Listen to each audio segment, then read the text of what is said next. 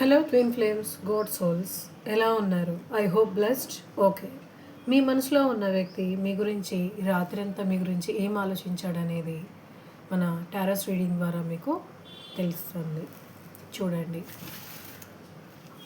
Okay, మీ మనసులో ఉన్న వ్యక్తిని మీరు గాఢంగా ఎంత ప్రేమిస్తున్నారో అది మీకు తెలుసు కాబట్టి అది మీరు ఫీల్ అయ్యారు అనేది మీ మీ గురించి రాత్రంతా మీ గురించి ఎలా ఫీల్ అయ్యారు అనేది మీరు ఎవరితో పంచుకోలేనిది, అది మీకు మాత్రమే తెలుసు కాబట్టి అది టారోస్ రీడింగ్ వల్ల మనకి తెలుస్తుంది. సో మీరు ఇప్పుడు ఎవరినైతే మీరు ఇష్టపడుతున్నారో, ఎవరైతే మీ మనసులో ఉన్న వ్యక్తి ఉన్నారో, తన పేరు, తన రూపాన్ని మీ మనసులో ఒక 3 సార్లు అనుకొని తలుచుకోండి. అప్పుడే ఈ రీడింగ్ అనేది మీకు సరిపోతుంది. ఓకేనా? ఓకే, తలుచుకోండి ఒక 3 టైమ్స్. నేను ఇప్పుడు మీకు తీస్తాను. ఓకే,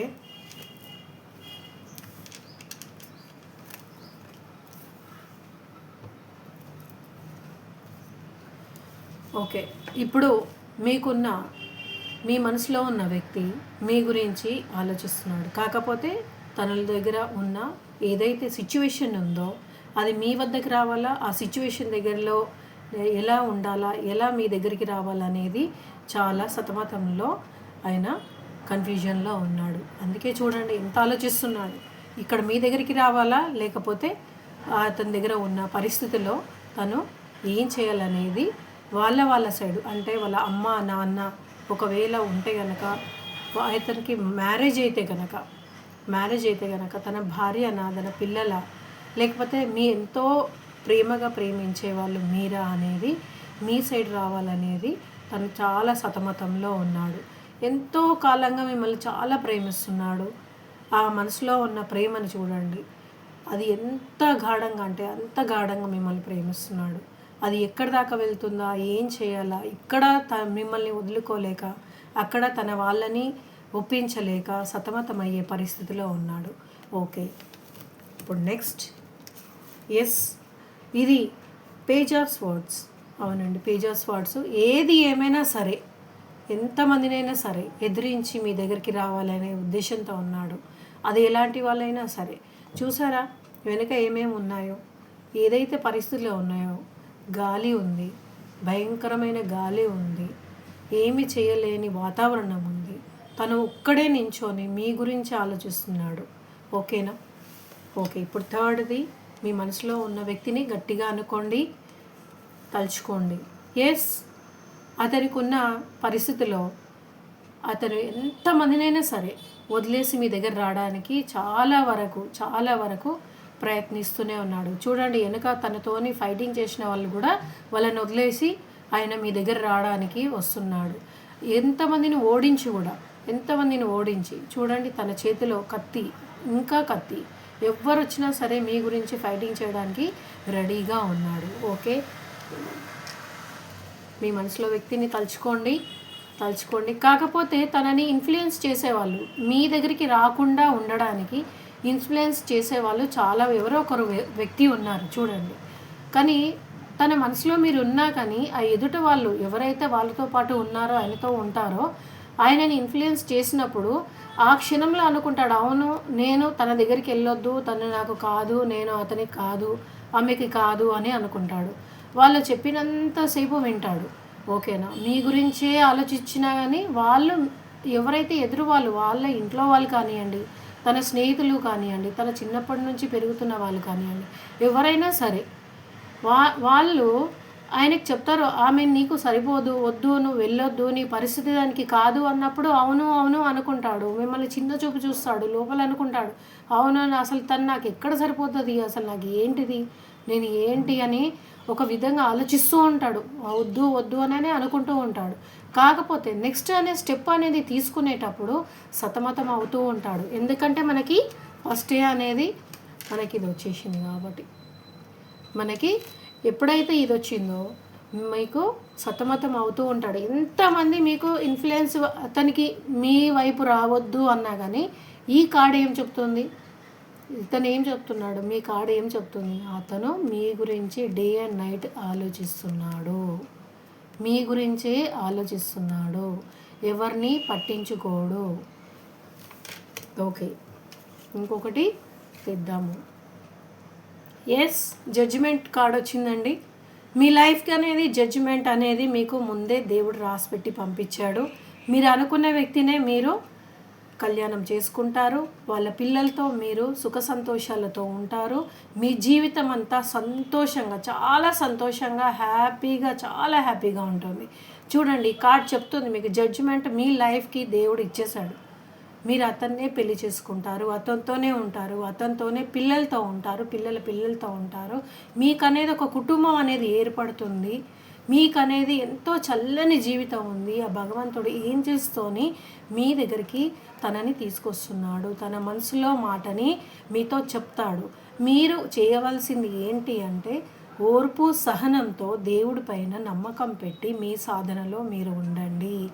ఈ ట్విన్ ఫ్లేమ్స్ జర్నీలో ఏదైతే మనకి లేడీస్ ఉంటారో, ట్విన్ ఫ్లేమ్ డివైన్ ఫెమిని ఉంటుందో ఆమెకి చాలా వరకు ఆమెకి పరీక్షలు ఉంటాయి. ఆమె మనసులో ఎవరికీ చెప్పుకోలేదు. చిన్నప్పటి నుంచి ఒంటరిగా ఉంటుంది. ఆమెకి ఎన్ని చేసినా ఏమీ కాదు. ఎంత మంచి పనులు చేసినా ఆమెకి దేవుడు పరీక్షలు పెడుతూనే ఉంటాడు. అది ఎందుకు అని మనము తెలుసుకోలేకుండా మానవ జీవితంలో, మన జీవిత పోరాటంలో ఎంతో మనము బాధపడుతూ ఉంటాము. కాకపోతే మనకి భగవంతుడు ప్రతి నిమిషము, ప్రతి సెకండు మనని చూస్తూ ఉన్నాడనేది మనకి టారస్ రీడింగ్ వల్ల తెలుస్తుంది. మీకు మీ జీవితానికి ఇంకో వ్యక్తి వచ్చారు అని అంటే ఆ ఇంకో వ్యక్తి మీ పెళ్ళికి అయిన వాళ్ళు కూడా కావచ్చు. ఒక్కొక్కరు పెళ్ళయి, జెంట్స్కి పెళ్ళయి ఉండి అమ్మాయికి పెళ్ళి కాకుండా కూడా ఉండొచ్చు. లేకపోతే థర్డ్ అఫేర్ అనేది ఉంటుంది. థర్డ్ అఫేర్ అనేది ఎలా అంటే అది ఎప్పుడో మనము కర్మ అనేది మనకి ఏదైతే సోల్స్ ఉంటారో, ఇప్పుడు మీతో పాటు పెళ్లి చేసుకున్న తను అది మీ భర్త అయినా కానీ ఈయనని మీరు మర్చిపోలేకపోతున్నారు. ఎందుకు? ఆయనని భగవంతుడు మీకు రాసి పంపించాడు కాబట్టి, భగవంతుడు మీకు రాసి పంపించాడు. అది మీరు ఇంతకుముందు బ్రతికిన బ్రతుకు ఏదైనా కానీ భగవంతుడు మళ్ళీ తనతోని ఇంకొక జీవితం అనేది మీకు ఇస్తున్నాడు. అది అనేది జడ్జిమెంట్ అనేది మీకు భగవంతుడు ఎప్పుడో మీకు నిర్ణయించేశాడు. మీకు అనేది మంచి లైఫ్ ఉంది, మీకు అనేది ఒక లైఫ్ ఉంది, మీకు అనేది మీ కళ్ళు తుడిచే వ్యక్తి మీ జీవితంలోకి వస్తున్నాడు. అది మీకు అనేది మీరే ఇప్పుడు తెలుసుకుంటారు, మీరు చూస్తారు కూడా. ఎలా అవుతుంది ఏంటి అనేది కొంచెము మీరు ఓపిక పట్టాలి. భగవంతుడి మీద మీరు ధ్యానం చేయాలి.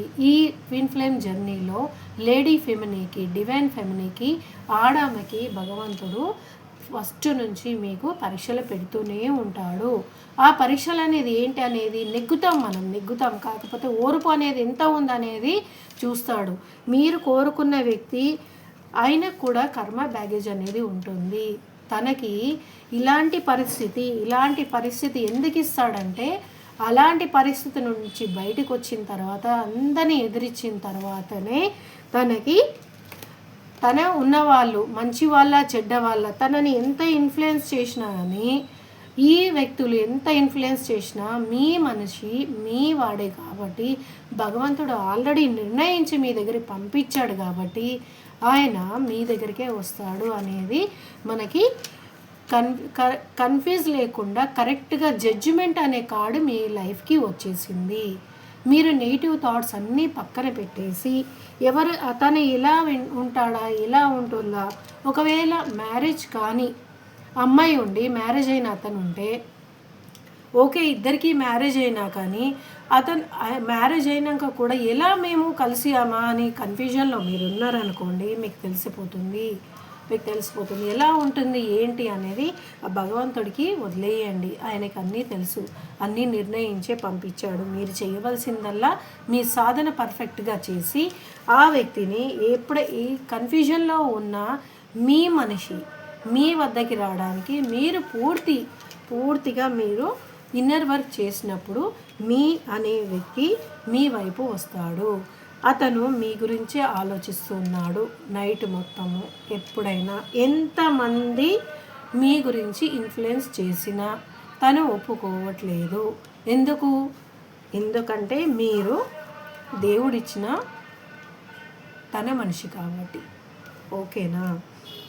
మీరు ఇలాంటి తన స్థితిని అర్థం చేసుకొని తనకి ఎటువంటి నెగిటివ్ థాట్స్ ఉన్నా పర్వాలేదు, మీరు క్షమించేసి దేవుడి దగ్గర మీరు ఆయన గురించి ప్రార్థించండి, పాజిటివ్ థింకింగ్ పెట్టండి. ఏంజల్స్ ప్రతి నిమిషం మీ ఎంబడే ఉన్నారు. ఎలా అని అంటారా, మీరు ఎక్కడైనా ప్రయాణం చేస్తూ ఉంటారు, ఎక్కడికైనా వెళ్తూ ఉంటారు, టైంలో వాచ్ చూస్తూ ఉంటారు, 11 అని ఈ మధ్య చెప్తూ ఉన్నారు కదా. సో అదేనండి ఏంజల్స్ నెంబర్ అంటే 11 11 12 12 222. 222 అంటే ఏంటి? 222 అంటే ఐ లవ్ యూ టూ అని మీ మనసులో ఉన్న వ్యక్తి మీతో అంటున్నారు.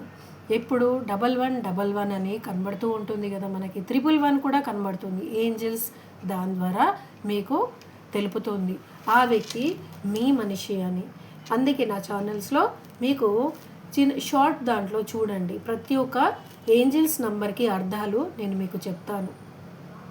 మీకు కావాలంటే నేను నా నంబర్ దీంట్లో ఇస్తాను, డిస్క్రిప్షన్లో పెడతాను.